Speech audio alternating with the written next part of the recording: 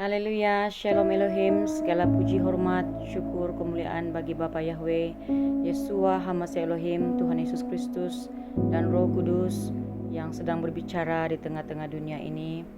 Shalom kepada Bapak Eman yang dikasihi, hambanya yang rendah hati, hambanya yang setia, melakukan proyek ilahi di penutupan zaman ini yang dipakai oleh Allah Bapa di surga sendiri untuk menyatakan isi hatinya, kebenaran-kebenaran firman Tuhan yang disampaikan oleh hambanya yang setiawan.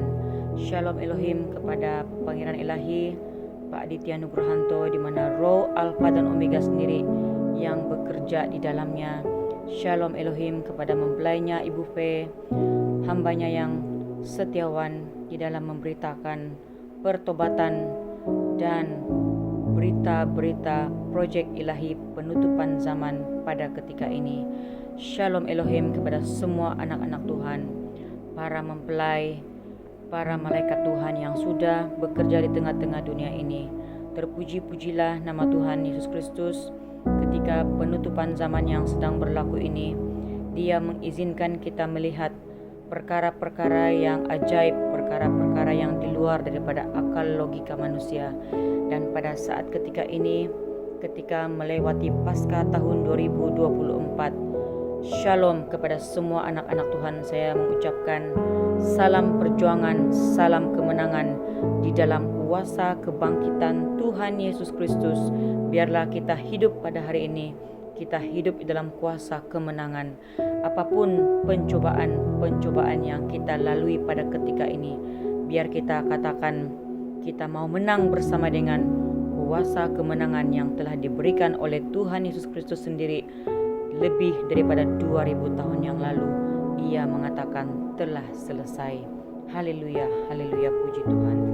Pada ketika ini dengan penuh kerendahan hati saya ingin mengongsikan berkat firman Tuhan, kebenaran firman Tuhan, di mana ketika Paskah ini Tuhan menunjukkan kepada saya suatu kebenaran firman Tuhan ketika Yesus menampakkan diri kepada para muridnya, dan ada suatu peristiwa di dalam Lukas 24 ayat yang ke-13 hingga yang ke-35, di mana peristiwa dua orang murid pergi ke Emmaus itu.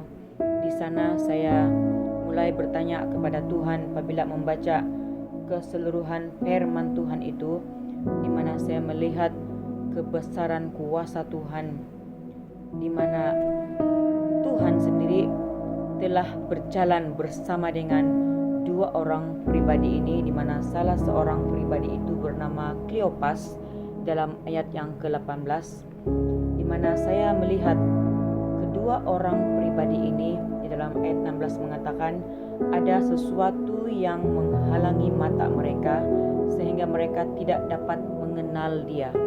Ketika Tuhan Yesus Kristus telah bangkit daripada kematian pada hari yang ketiga, Ia menampakkan diri kepada para muridnya, dan ramai di antara mereka yang tidak percaya. Apabila murid-murid menceritakan, Maria menceritakan, Marta menceritakan apa yang mereka lihat ketika berada di kuburan, tetapi murid-murid tidak percaya. Bahkan melalui peristiwa kedua orang ini, dalam ayat yang ke-27 ia mengatakan Tuhan Yesus Kristus menjelaskan sendiri kepada mereka apa yang tertulis tentang Dia di seluruh kitab suci, mulai dari kitab Musa dan segala kitab nabi-nabi. Dan Tuhan sendiri pada ketika itu ia berbuat seolah-olah hendak meneruskan perjalanannya, padahal Dia sendirilah itu, yaitu pribadi Tuhan Yesus Kristus sendirilah itu yang bersama dengan kedua orang pribadi dalam perjalanan ke Emmaus. Dan ketika saya membaca perihal ini, di sini saya bertanya kepada Tuhan, kenapakah mereka tidak mengenal pribadi Yesus ketika mereka melihat pribadi Yesus setelah kebangkitannya? Dan apabila saya menyelidiki firman Tuhan, saya melihat firman Tuhan yang terdapat di dalam Markus 16 ayat 12. Sesudah itu ia menampakkan diri dalam rupa yang lain kepada 2 orang dari mereka ketika kedua-duanya dalam perjalanan keluar kota. Nah, kalau kita baca selanjutnya peristiwa ini sampai ketika pribadi yang tidak mereka kenal ini, yaitu pribadi Yesus sendiri yang telah mengambil bentuk dalam rupa yang lain, sampai ketika makan bersama dengan mereka, mereka tidak mengenal pribadinya. Dan ayat yang ke-37 mengatakan mereka terkejut dan takut dan menyangka bahwa mereka melihat hantu. Nah, di dalam ayat yang ke-39, hantu tidak ada daging dan tulang, tetapi Tuhan Yesus Kristus mengatakan, lihatlah tanganku dan kakiku. Yesus menunjukkan wujud perfectnya di dalam roh dan tubuh. Dan ketika Yesus makan ikan itu seutuhnya, dia adalah pribadi Yesus sendiri di dalam tubuh jasadnya. Dan ayat yang ke-25 yang mengatakan, hai kamu orang yang bodoh, betapa lambannya hatimu sehingga tidak percaya akan segala sesuatu. Firman Tuhan jelas di sini Bapak Ibu mengatakan ketika Tuhan Yesus Kristus telah bangkit daripada kematian, Dia itu Tuhan yang Maha Kuasa, Dia itu Tuhan yang tidak terbatas. Dia boleh mengambil rupa yang lain, tidak semestinya Dia menunjukkan wajah rupa kepribadiannya seperti mana ketika Ia melayani 3,5 tahun di muka bumi ini dalam pribadi Yesus. Demikianlah kata rohnya, ketika aku menutup zaman ini dalam proyek ilahi pada ketika ini, betapa lambannya manusia, betapa ramainya manusia yang tidak percaya kepada rohku yang sedang bekerja, sedang berbicara di tengah-tengah dunia ini. Dan Tuhan menunjukkan saya kepada firman Tuhan di dalam 1 Yohanes pasal yang keempat ayatnya yang kedua, di mana ia mengatakan, demikianlah kita mengenal roh Allah. Setiap roh yang mengaku bahwa Yesus Kristus telah datang sebagai manusia berasal dari Allah.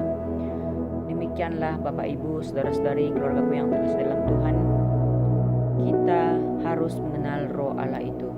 Sekiranya kita gagal mengenal seperti apakah roh Allah itu, maka kita akan gagal mengenal pribadi yang bekerja di sebalik tubuh casing Bapak Eman pada ketika ini, di mana yang telah dibukakan pada ketika ini. Pribadi yang sangat humble, sangat rendah hati, yang menggunakan pakai tubuh Bapak Eman adalah pribadi Allah Bapa di surga, Bapa Yahweh itu sendiri, nama yang agung dan mulia yang akan memerintah di dalam kerajaan 1000 tahun damai.